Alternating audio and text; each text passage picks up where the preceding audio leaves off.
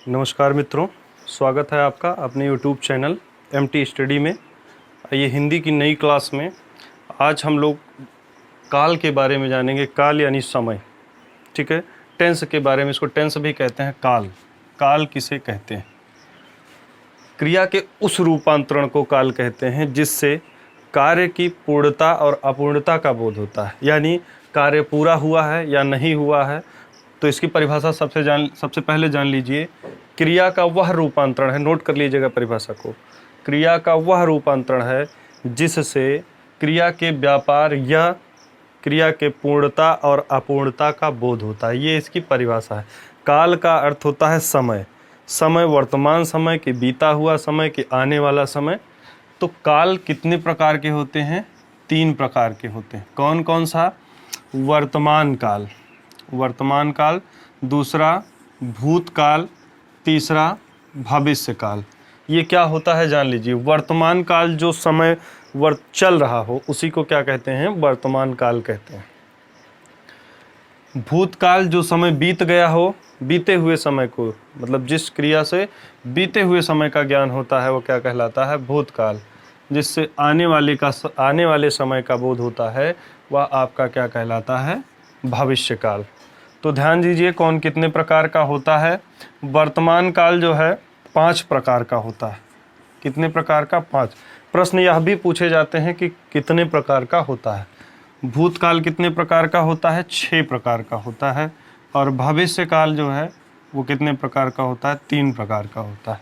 ये चीज़ें जानना बहुत ज़रूरी है आपके लिए। तो वर्तमान काल, भूतकाल, भविष्य काल। परिभाषाएं आप लोग जान गए। परिभाषा बताई जा रही है, लिखने में काफ़ी समय लगेगा, इसलिए जो बोला जा रहा है उसको बहुत ध्यान से आप लोग सुनिए। सामान्य वर्तमान किसे कहा जाता है? सामान्य वर्तमान किसे कहा जाता है? वह क्रिया जब वर्तमान काल में हुई मानी जाती है तो उसे क्या कहते हैं? सामान्य वर्तमान। जैसे कहें वह पढ़ता है, तो ये क्या हो गया? वर्तमान काल हो गया। पढ़ता है तो ये क्या हो गया? वर्तमान काल। ध्यान दीजिए, अगर है लगा है तो वैसे भी वो क्या हो जाता है? वर्तमान काल। लेकिन यहाँ ध्यान रहे, इंग्लिश अंग्रेजी की तरह नहीं चलता है कि जयमार लगा दें तो प्रेजेंट टेंस, पास्ट टेंस, ऐसे नहीं चलता। इसमें हमको वाक्य से स्पष्ट करना होगा कि यह वर्तमान में है, कि भूत में है, कि भविष्य में है। क्योंकि कुछ वाक्य यहाँ पर टैली करने लगते हैं, वहाँ कन्फ्यूजन हो जाता है, इसलिए उस तरह बताना ठीक नहीं है। अगला है तात्कालिक वर्तमान। तात्कालिक वर्तमान मतलब जिससे क्रिया वर्तमान में चल रही हो। इसको हम अपूर्ण वर्तमान भी कह सकते हैं। जैसे कह रहे हैं वह पढ़ रहा है, अभी वर्तमान की बात कर रहे हैं हम, वह पढ़ रहा है, तो ये क्या हो गया? तात्कालिक, मतलब तुरंत की बात कर रहा है। और अपूर्ण भी है, यानी पढ़ रहा है, जिससे वर्तमान काल में क्रिया चल रही हो उसे क्या कहा जाता है? तात्कालिक वर्तमान, लेकिन पूर्ण न हुई हो। अगला पूर्ण वर्तमान। वर्तमान काल में क्रिया की जब पूर्णता का बोध होता है वर्तमान समय में तो उसे पूर्ण वर्तमान कहा जाता है। जैसे उसने पढ़ा है, उसने पढ़ा है, तो जैसे पढ़ा तो है, पढ़ चुका है। देखिए यहाँ पर भविष्य आपको लग रहा होगा कि भूतकाल की बात कर रहा है पीछे, लेकिन इसने तुरंत पढ़ा है, कह रहा है उसने पढ़ा है, तो यहाँ पर वर्तमान काल का बोध हो रहा है, इसलिए क्या हो जाएगा? ये पूर्ण वर्तमान हो जाएगा। अगला है संदिग्ध वर्तमान। वर्तमान समय में क्रिया की संदिग्धता का बोध जहाँ होता है, संदिग्ध होती है कि, तो वर्तमान काल में वहाँ क्या हो जाता है? संदिग्ध वर्तमान। वह पढ़ता होगा। देखिए वर्तमान की बात कर रहे हैं, जैसे अभी कोई व्यक्ति पढ़ रहा है तो हमको पता नहीं है कि पढ़ रहा है कि नहीं पढ़ रहा है। अगर हम कहें वह पढ़ता होगा तो बात तो हम अभी की ही कर रहे हैं कि वह पढ़ता होगा, लेकिन कन्फर्म नहीं है, तो यहाँ पर संदिग्ध है, तो क्या हो जाएगा? संदिग्ध वर्तमान। ठीक है। संभाव्य, यानी जहां वर्तमान काल में क्रिया के होने की संभावना व्यक्त की जाए वर्तमान काल में। जैसे शायद वह बाजार गया हो, मैं अभी की बात कर रहा हूं बाजार गया हो, लेकिन यहाँ पर शायद लग गया कि शायद वह बाजार गया हो, अभी वर्तमान काल में ही बात कर रहे हैं, इसलिए क्या हो गया? ये संभाव्य वर्तमान हो गया। तो ध्यान दीजिए यहाँ अब दोनों चीज़ों को मिला के मैं बता रहा हूँ। जैसे सामान्य वर्तमान हमने बताया था, तो सामान्य भूतकाल में ये 6 प्रकार के होते हैं। सामान्य भूत देखेंगे इसमें मोहन गया, क्रिया की पूर्णता कब होता है, मोहन गया, ठीक है, तो ये क्या हो जाएगा, सामान्य भूतकाल।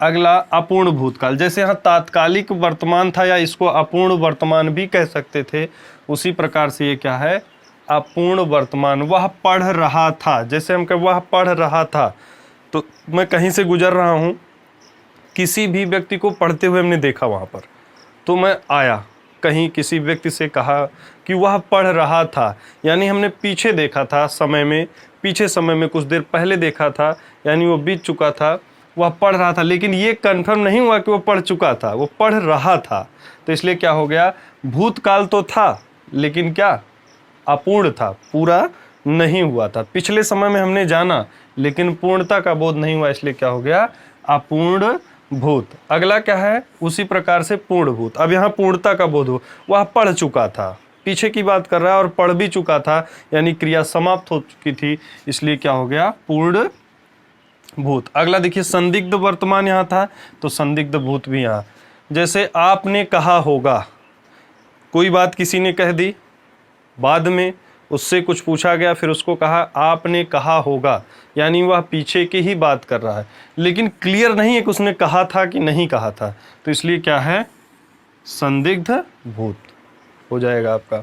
आसन्न भूत, जब क्रिया बीते समय में, आसन्न का अर्थ होता है, इसका अर्थ जान लिए, आसन्न मीन्स होता है निकट, जब क्रिया बीते हुए समय में तुरंत पूर्ण हुई हो, तुरंत पूर्ण लेकिन पूर्ण हो चुकी हो, ध्यान दीजिएगा, जब क्रिया बीते हुए समय में होगी, बीते हुए समय में तभी भूतकाल होगा।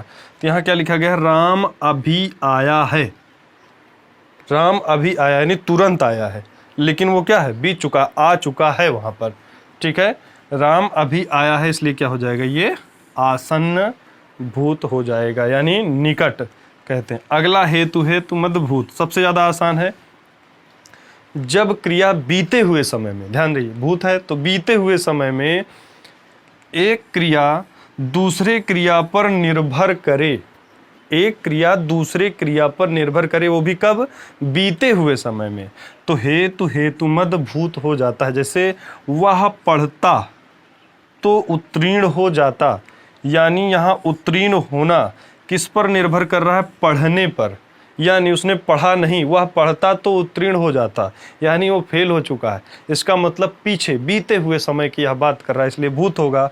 और जानते हैं जब एक क्रिया दूसरे क्रिया पर निर्भर करती है तो क्या हो जाता है, हेतु मद, तो दोनों मिला के क्या हुआ, हेतु मद भूत।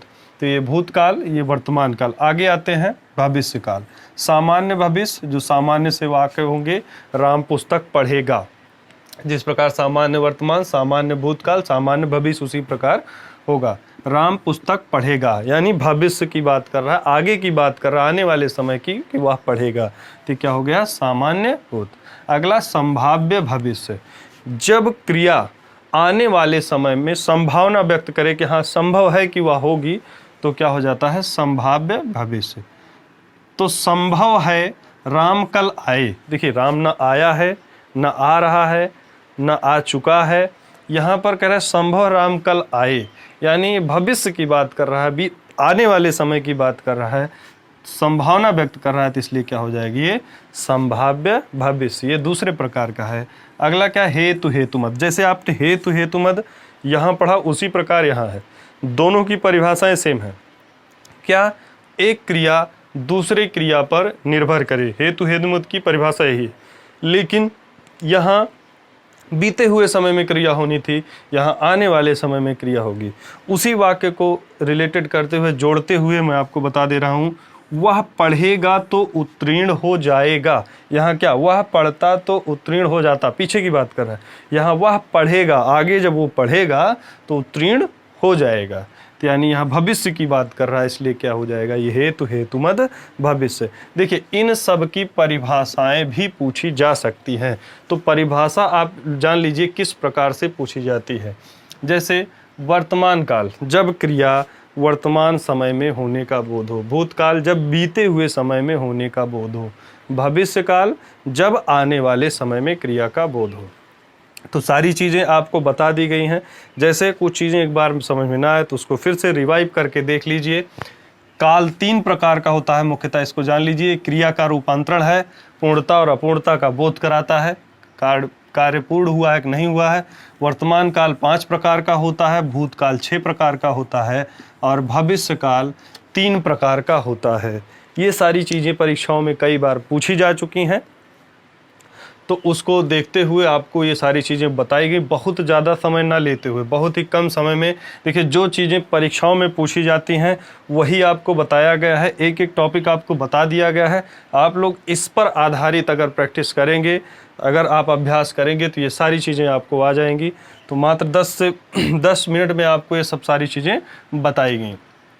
तो ध्यान दीजिएगा, बहुत ध्यान से हमको सुनना है। आप लोग सुनेंगे तभी, क्योंकि इस सब की परिभाषाएं लिखना जो है, लिखने में काफ़ी समय लग जाएगा। तो चलिए, हिंदी की अगली क्लास में फिर से आप नया चैप्टर लेकर आएंगे। धन्यवाद।